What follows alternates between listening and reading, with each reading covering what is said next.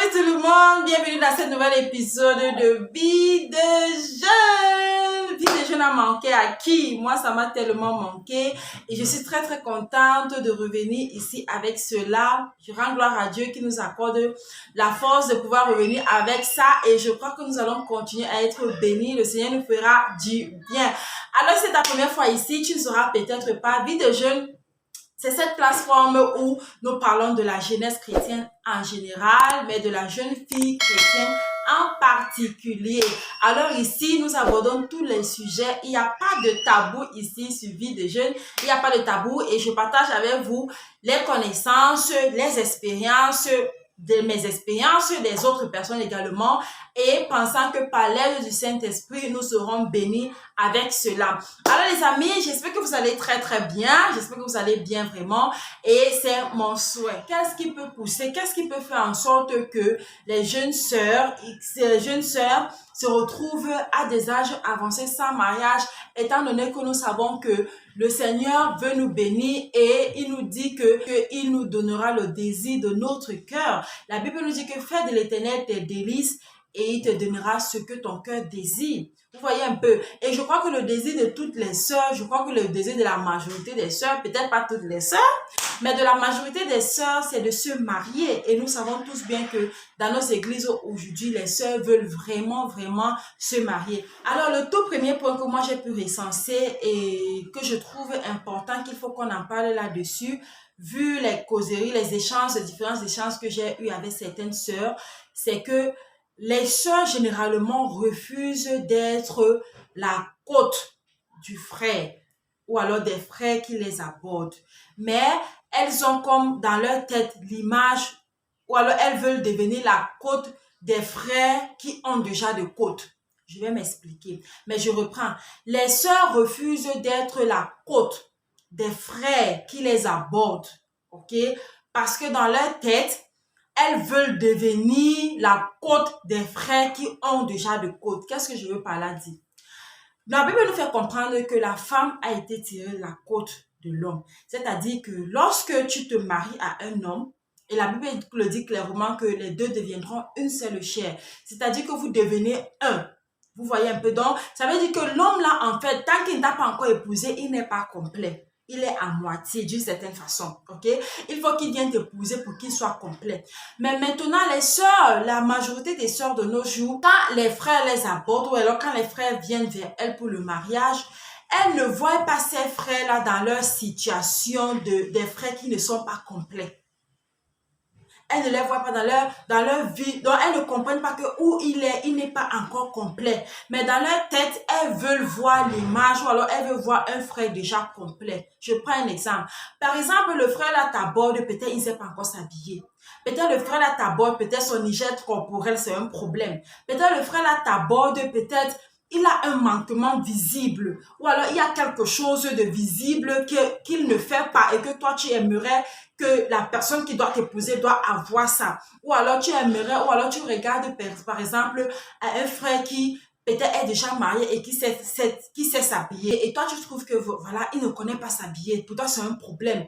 Et puis quand tu regardes par exemple au frère X, le frère X lui sait s'habiller. Mais tu oublies que le frère X là, il est marié. Vous allez voir que la majorité des frères, même pas, je vais même dire tous les frères, avant qu'ils ne se marient, il y a toujours quelque chose en eux qu'il manque. Il y a toujours quelque chose qu'ils n'ont pas.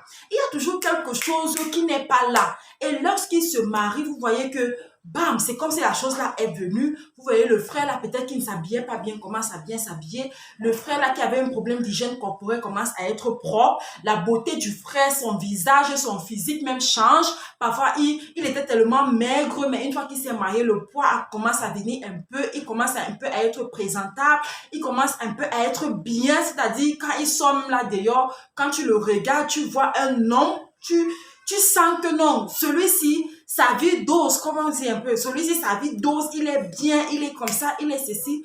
Mais tu oublies que ça, en fait, cette étape de sa vie là, ou alors cette personne, ta personnalité, la personne que tu vois présentement là, elle est déjà mariée.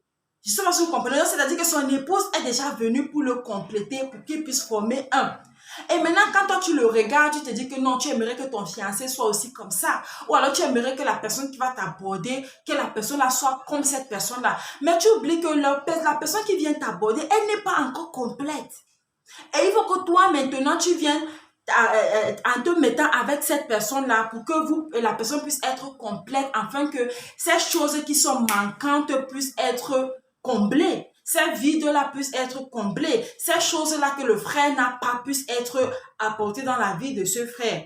Et ça fait donc que les sœurs, elles sont là, elles se disent que non, le frère, sinon, machin, elles regardent, en fait, elles ne prêtent même pas attention à certains parce qu'elles trouvent qu'ils ne sont pas complets, elles trouvent qu'ils ne sont pas à la hauteur de leurs attentes. Et pourtant, pour que ce frère soit à la hauteur de ces attentes que tu as dans ta tête là, ou alors cette image que tu as dans ta tête là, c'est toi en fait, c'est en se mettant avec toi que tu vas le faire voir ses manquements, que tu vas le faire voir ce qu'il ne faisait pas, ou alors ce qu'il fait qui n'est pas bien, ce qu'il doit changer, ce qu'il doit apporter, ce qu'il doit améliorer. Donc, quand le frère est encore célibataire, il vient vers toi, ma soeur, il n'est pas encore complet. Donc, ne t'attends pas à ce qu'il ait tous les atouts que tu veux. Ne t'attends pas à ce qu'il remplisse l'image du frère que tu as dans ta tête. Ne t'attends pas à ce qu'il remplisse tous tes critères que tu as notés dans ton calepin, dans ton bloc-notes ou bien dans ta fiche, je ne sais pas trop quoi. Parce que ça sera impossible, parce qu'il est incomplet. Tu demandes à quelqu'un qui n'est pas complet d'avoir les caractéristiques de quelqu'un qui est complet. C'est impossible. Et cela m'amène à parler du deuxième point qui est le fait que la majorité n'ont pas dans leur tête le futur. C'est-à-dire, elles ne se projettent pas dans le futur avec ces personnes-là qui les abordent. Et ce qui fait en sorte qu'elles ne regardent qu'au présent, elles ne regardent qu'à ce qu'elles voient là présentement. Et elles pensent que non, c'est comme ça que cette personne va être. En fait, elles ne projettent pas 5 ans, 10 ans, 15 ans, 20 ans après comment est-ce que la personne pourrait être ou alors comment est-ce que la personne sera. Je prends par exemple un exemple toujours sur nous les femmes, nous les sœurs. Quand par exemple tu te maries, tu es skinny, n'est-ce pas? Tu es tellement, pour certains, c'est pas tout le monde, mais tu es tellement skinny. Mais une fois que tu t'es mariée, premier accouchement, lorsque les maternités viennent, première maternité, deuxième maternité, troisième maternité, tu te retrouves en train de devenir, en fait, tu prends du poids. Tu n'es plus la skinny qui t'est mariée il y a de cela 20, il y a de cela, je veux dire 5 ans, il y a de cela même peut-être 2 ans, oui, il y a de cela 10 ans. Tu n'es plus la skinny là. Tu n'es plus la petite, la mince jeune sœur qui s'est mariée là. Tu prends du poids et ton apparence change. Tu prends l'apparence tu deviens plus mature, plus responsable. En fait, tu changes en fait. Tu n'es plus la toi-même il y a de cela quelques années. Et maintenant, lorsque toi maintenant tu es là, sœur, cette personne, ce frère ou bien ces frères-là viennent t'aborder et que toi tu le regardes à qui ils sont aujourd'hui, tu es incapable de te projeter dans le futur avec eux. Tu es incapable de te dire, ok, ce frère-ci peut-être aujourd'hui, il n'est que commercial dans un endroit. Peut-être aujourd'hui, il n'est que pasteur étudiant. Peut-être aujourd'hui, il n'est que donne le nom en fait de ce que la personne peut être en train de faire. Peut-être aujourd'hui la personne ne fait que cette chose-là. Mais dans ta tête, tu te dis que non, il ne fait que cette chose-là. Je ne peux pas être. Non, ma soeur, ça c'est ce qu'il est en train de faire pour le moment. Je ne sais pas si vous comprenez, c'est ce qu'il est en train de faire pour le moment. Est-ce que tu as essayé de le projeter dans 5 ans? Est-ce que tu as essayé de le projeter dans 10 ans? Est-ce que tu as essayé de le projeter dans un certain nombre d'années pour voir où est-ce qu'il pourra être? Et c'est ça qui fait en sorte que certaines sœurs, elles se retrouvent en train de dire non, elles se retrouvent en train de dire non, elles se retrouvent en train de dire non, et le temps passe, et elles se retrouvent à des âges avancés, il n'y a pas de mariage. Pourquoi? Parce qu'elles ne parviennent pas à se projeter dans le futur, elles ne parviennent pas à regarder au-delà de ce qu'elles voient aujourd'hui, au-delà de ce que leurs yeux voient, elles ne parviennent pas à se projeter. Il y a des personnes qui ont rencontré leur mari n'était rien. Leur mari vraiment n'avait même pas l'air. En fait, tu te demandais, comme la Bible dit, est-ce que quelque chose de bon peut sortir de Nazareth? Tu te demandais, est-ce qu'en celui-ci, quelque chose de bon peut sortir? Mais lorsque tu le vois aujourd'hui, et que si cette femme-là ouvre sa bouche pour te raconter son parcours, pour te raconter comment est-ce qu'elle a fait pour rencontrer, je veux dire, comment est-ce qu'elle a rencontré son mari, et où est-ce qu'ils en sont aujourd'hui, tu vas être ébahi.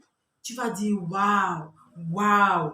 Wow, mais c'est ce travail, c'est ce chemin, c'est ce chemin étroit que la majorité des sœurs ne veulent pas emprunter. c'est ce chemin mince, ce chemin serré, ce chemin où il y aura certaines choses que tu seras appelé à laisser. Ce chemin où il y aura certaines choses que tu n'auras pas. Ce chemin où il y aura certains désirs, certains plaisirs que tu ne pourras pas t'offrir. Ce chemin où il y aura certains loisirs que tu ne pourras pas t'offrir parce qu'il n'y a pas les moyens de le faire. C'est ce chemin que la majorité ne veulent pas emprunter. Et une autre raison aussi que je pourrais ajouter, c'est que pour la plupart, elles aimeraient appliquer ce qu'elles voient dans les réseaux sociaux ou alors dans la vie sociale de nos jours, dans leurs relations, dans leur vie. C'est-à-dire que, par exemple, les réseaux sociaux de nos jours, vraiment, que Dieu nous aide. Nous tous, que Dieu nous aide. Par exemple, tu vas aller sur ton Facebook, tu vas scroller, tu vas voir comment peut-être une soeur ou bien quelqu'un que tu connais, une connaissance, a posté peut-être quelque chose, a posté, je vais peut-être par exemple prendre une demande en mariage extraordinaire. Parce que c'est un peu ce qui se passe de nos jours. Les gens posent des demandes en mariage vraiment waouh. Tu es là, tu te dis que oh, il faut que ma part vienne comme ça. Quand est-ce que ma part va venir comme ça? Il faut que ma part, vraiment, il faut que ma part de fiancé, il faut que ma part de gars là, il faut que ma part de mari, celui-là qui va m'épouser là, il faut que il me fasse aussi ma part de demande en mariage comme ça là. Donc, qui parte même en bordure de mer ou à Cribou quelque part, il me fasse une fête surprise, qu'il me. Ma soeur, reviens sur terre. Come back on earth. Reviens sur terre. Une chose que vous devez savoir, c'est que la majorité, certes, pas tout le monde, mais la majorité des gens qui postent ces choses sur les réseaux sociaux, ils ne vous postent que ce qu'ils veulent que vous voyez. Ils ne vous postent que le côté qui est beau, le côté qui est bien, mais ils ne vous postent pas la réalité du quotidien, la réalité de ce qui se passe vraiment. Donc, tu ne vas pas peut-être être en train de vivre ta réalité à toi et tu vois le côté bien de quelqu'un que quelqu'un a posté sur les réseaux sociaux et tu es en train de rêver, tu es en train de vouloir que cela vienne s'appliquer aussi dans ta vie, cela vienne s'appliquer dans tes relations, cela vienne s'appliquer dans tes fiançailles. Non, ça ne marche pas comme ça. Et hormis ça, les gens sont différents. Tel que toi, tu es différent de la sœur ou bien de la connaissance qui a posté ces choses que tu as vues. C'est aussi comme ça que ton fiancé ou bien le gars qui est en train de te demander ta main ou bien le gars qui est en train de te côtoyer là, qui te veut et tout ça là, est différent de celui de celui qui a fait cette grande demande à mariage, ou bien cette grande chose que la personne qui a posté que tu as vu. Les gens sont différents. Donc, ne t'attends parce que le fiancé de X ou de Y, ou alors parce que le gars, ou alors parce que je ne sais pas trop, de l'autre là a fait comme ça, lui a fait comme ça avant qu'il ne se marie. Toi aussi, tu vas rester là, tu vas te dire que non, il faut aussi que celui qui va t'épouser doit aussi venir faire comme ça. Non, ma soeur, ça ne fonctionne pas comme ça. Et comme je l'ai toujours dit, de nos jours, il y en a toujours qui prennent tout ce qu'ils voient sur les réseaux sociaux comme le vrai. Non, la majorité des choses sur les réseaux sociaux, c'est le fake. Et hormis ça, les gens vous montrent aussi ce qu'ils veulent que vous voyez. Les gens vous montrent toujours le côté beau, le côté bien. Exemple très simple. Avant que je ne vienne filmer cette vidéo, j'ai eu à faire du sport, j'ai eu à travailler à la maison, j'ai eu à faire la lessive. Je n'étais pas présentable telle que je suis. Il a fallu que je fasse tout ce que j'avais à faire là, off la caméra et puis aller m'apprêter, essayer d'être présentable avant de venir filmer cette vidéo. Mais quelqu'un d'autre, par exemple, pourra tomber sur cette vidéo et il voit seulement comment je suis présentable et il se dit que bon, la femme, si c'est comme ça qu'elle est chez elle, elle est seulement présentable tout le temps. Mais non, non, là tu es en train de voir le côté que je veux que tu vois parce que c'est pour le but de la vidéo. Donc pour vous dire que tout ce que vous voyez ou alors tout ce qui se passe là, ce n'est pas, c'est ce qu'on vous montre et c'est le côté bon. Chacun a un côté mauvais que chacun vit et que chacun parfois ne veut pas présenter. Donc, vous devez savoir ça et ne pas toujours vouloir appliquer ça dans votre vie et c'est là, ça vous retarde et ça vous empêche à avancer dans vos relations, ça vous empêche à avancer, oui, comme je dis, dans vos relations et voir arriver jusqu'au mariage avec vos relations, tout simplement parce que vous avez des idées, vous avez des choses que vous faites dans la tête que lorsque ça n'arrive pas, vous vous découragez et vous voyez le temps vous passe dans ce que vous êtes en train de faire. Et la dernière des raisons que je vais citer qui n'est pas la moindre, c'est ta relation avec Dieu. La Bible nous dit que là où est ton cœur, là où est ton trésor, là aussi sera ton cœur. Ta relation personnelle avec Dieu, ta marche avec Dieu. Est-ce que parce que tu es dans une période où tu es en train de chercher le mariage, tout ce qui est dans ta tête, c'est mariage?